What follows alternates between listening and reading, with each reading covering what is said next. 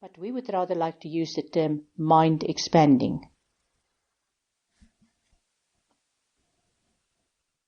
The mind and eternity.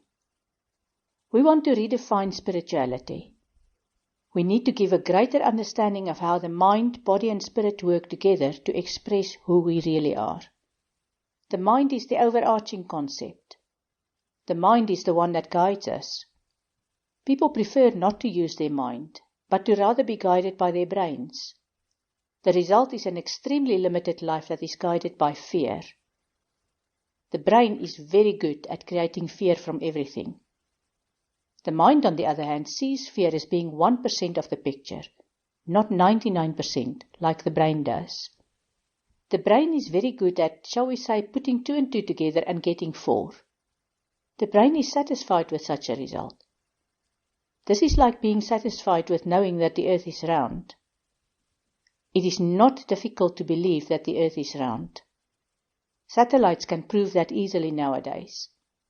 The mind, on the other hand, knows that the earth is not only round, it is part of a universe that consists of other objects, some of which are round, and some of which you cannot even distinguish the shape, because you want to insist on recognizing shapes. You do not understand yet that there are things that have no shape, and that these things are far more important than the things that you actually can observe. Our task is to put into words some of the things that do not have any particular shape. Why? Because we are moving into a period where we will focus on greater exploration of the mind. That is what will save humanity. Even that is an odd concept. Humanity is not to be saved, since there is no need to save a temporary existence. But people who are on the earth now will struggle to understand that there is in fact nothing to be saved.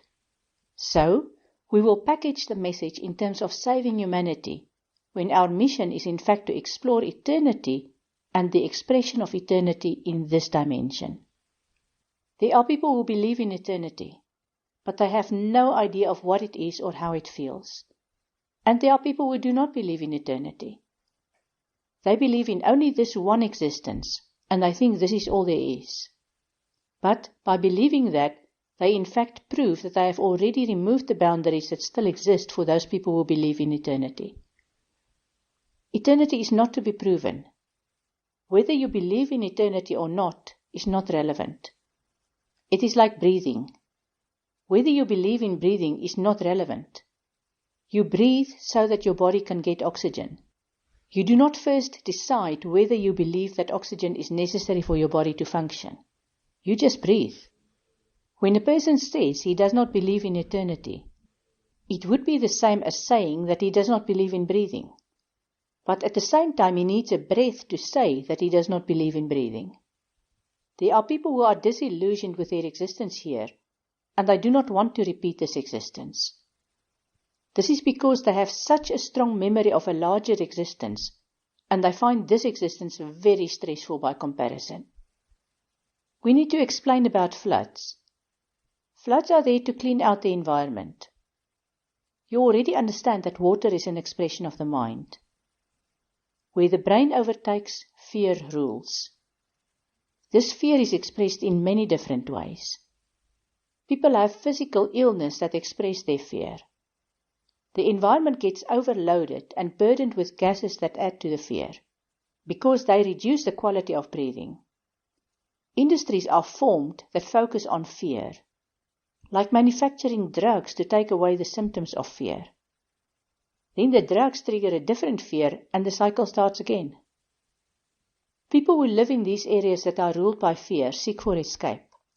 They find it in religion, or so they think. The religion then rules their brains to the extent that they cut off the mind. Then they find that they cannot breathe, and they regard that as proof of what they believe. There are areas where this fear-based behavior takes over. This is where floods are focused. The water is used to wash away the fear, but that is not how people experience it. They fear the water, and it takes more than one flood to take away those souls that generate and guide the fear. The souls are taken care of very well. The areas are washed clean, and the water ushers in new energies that regenerate.